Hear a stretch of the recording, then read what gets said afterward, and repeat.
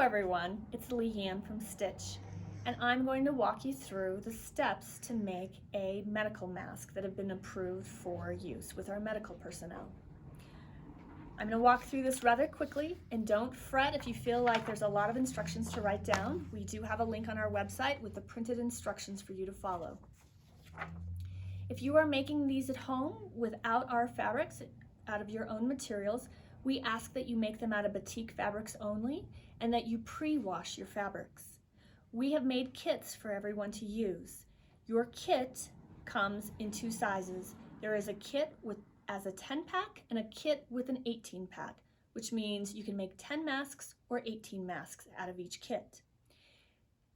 The kits will include a variety of things. Obviously your fabric.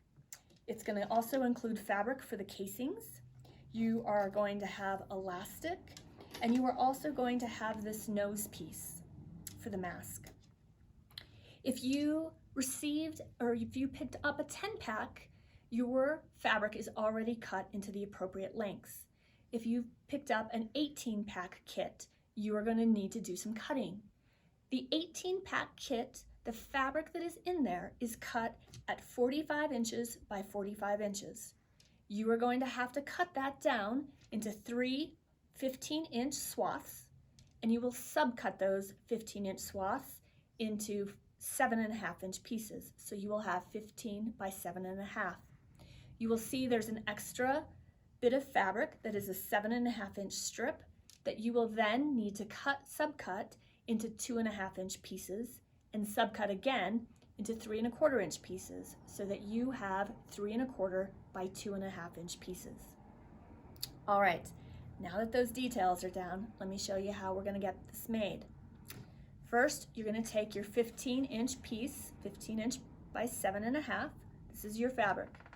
And what I would like you to do is I would like you to put a zigzag stitch along both of the 7.5-inch edges, so along both of these short edges.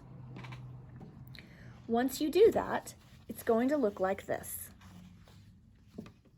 You see my zigzag? We did it in red so that you could see this stitching line, okay? Once you have that zigzag line in place, I would like you to fold these together, fold those zigzagged edges together, just like that. You're gonna match the top seams. And from here, I'm going to ask you to measure, take out your measuring gauge. I'm gonna measure 1/2 inch from each edge, and you're gonna make a mark. Okay, you're gonna come in here and make a mark. And you're gonna do that on the other side as well. Once you do that, this is what it looks like. You have your mark lines, okay? 1.5 inch from each edge. From here, what I would like you to do is stitch from the edge of this fabric piece to this mark. You're going to use a 3/8 inch seam. So you're going to stitch from here all the way to the edge. You are going to back stitch and lock stitch on both ends. So this is what that looks like. Okay? Once you've done that and you have that stitch in place, I'm going to ask you to open this up, kind of roll it open, and press these seams open. You do have an opening here, and that's for a pocket that we're going to make.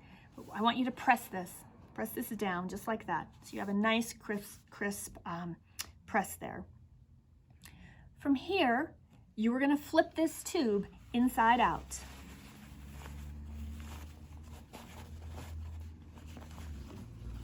And this is what it looks like. There's your pocket.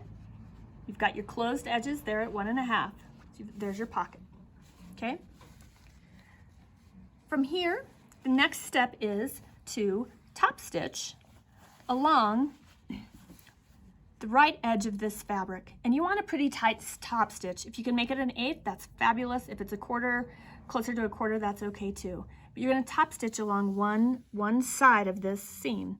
You're only going to top stitch this seam down. You're not top stitching the front to the back. You're just top stitching that edge. Okay, so you still have a full tube here, so don't sew it to the back. That's a problem that could happen.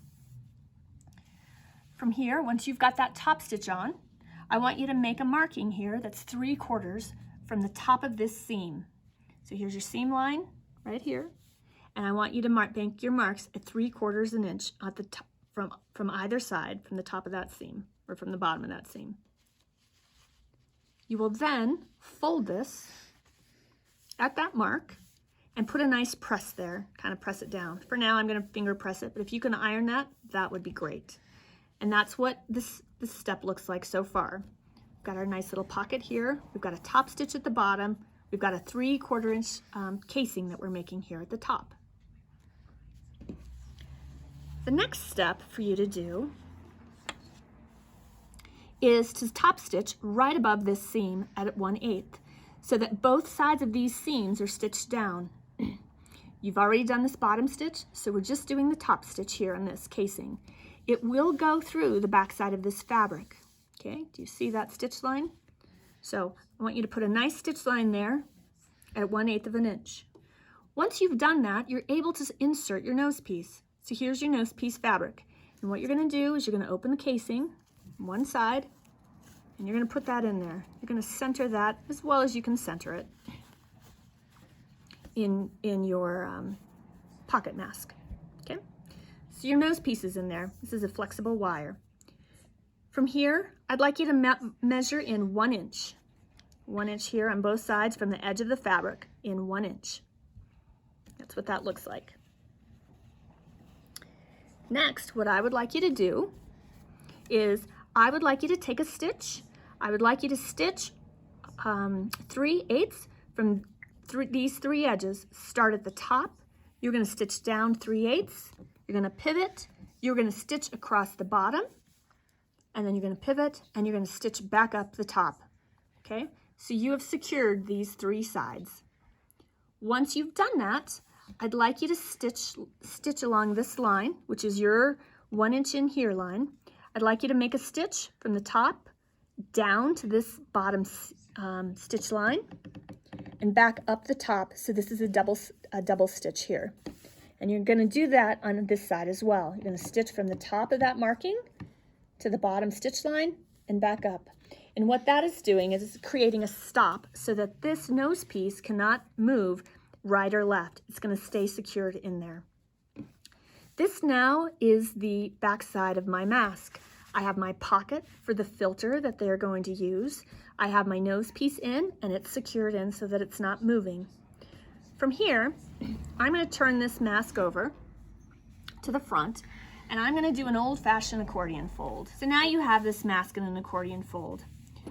We used Wonder clips to secure the sides right there. If you'd like, you can secure both sides with a Wonder clip.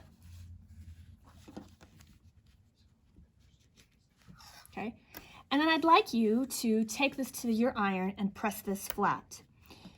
The goal is to have the width of this mask be about 2.5 inches. If it's a little more, not a problem. If it's a little less, try to increase it so that this is 2.5 inches wide. If it can be, it's close to 2.5 inches, that's great. Again, wider is better, but shorter is not. So once you take that, I want you to take this to your iron and I want you to press these folds down. Once you've pressed those folds down, it's going to look like this and it's going to be a nice little thing. The next step, what we're going to do is we're going to secure these folds. We're going to stitch them down. Okay?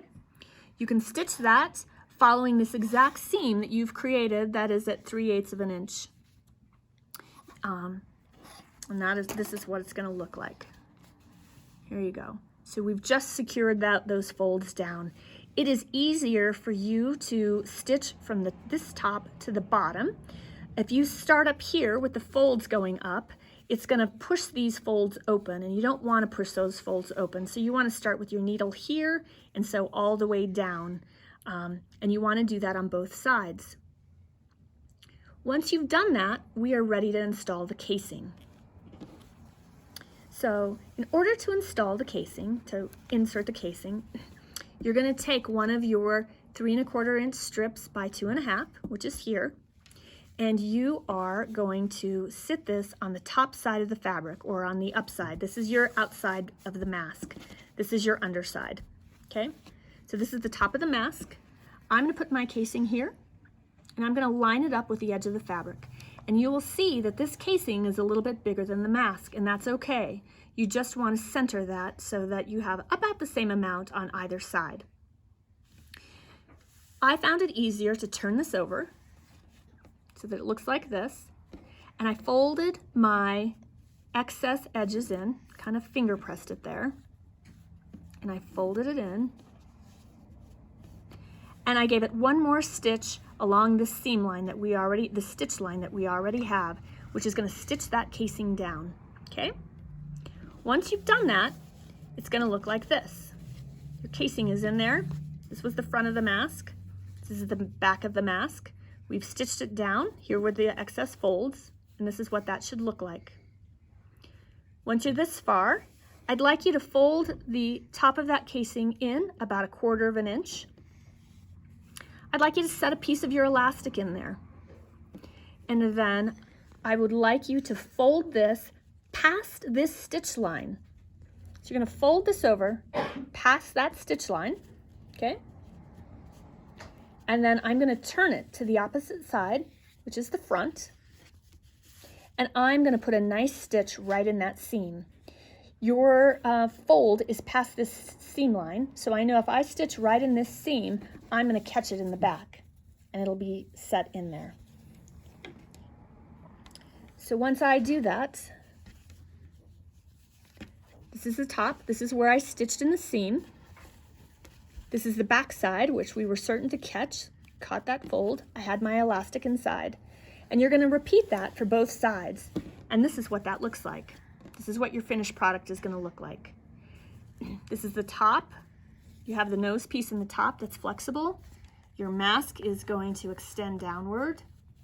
There is the pocket for the filter here inside. And you're done. That is complete. The first mask is going to take you a little while to make, maybe about 20 minutes. Subsequent masks are going to be a lot faster, and the more you make, the faster it gets. I think we are finally down to making a mask in about 10 minutes. So we appreciate all the help you're doing with this. Do not forget to download the written instructions, which are the step-by-step instructions that I provided you for doing this. And we appreciate your making these for us. Thank you. If you have any questions, feel free to send us an email.